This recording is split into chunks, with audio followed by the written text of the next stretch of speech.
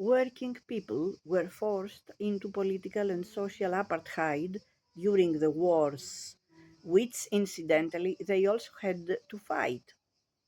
It is true that this was not altogether new. What was new was that it was coincident with a French Revolution, with growing self consciousness and wider aspirations, for the Liberty Tree had been planted from the Thames to the Tyne,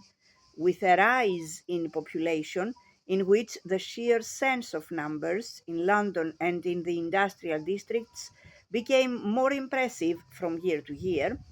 and as numbers grew, so deference to master, magistrate, or parson was likely to lessen, and with more intensive or more transparent forms of economic exploitation. More intensive in agriculture and in the old domestic industries, more transparent in the new factories and perhaps in mining.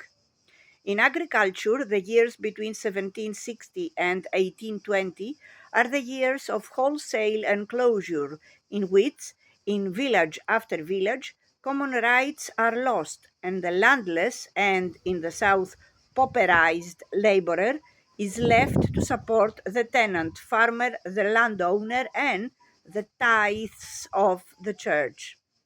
In the domestic industries from 1800 onwards, the tendency is widespread for small masters to give way to larger employers, whether manufacturers or middlemen, and for the majority of weavers, stockingers, or nail makers to become wage earning outworkers with more or less precarious employment. In the mills and in many mining areas, these are the years of the employment of children and of women underground.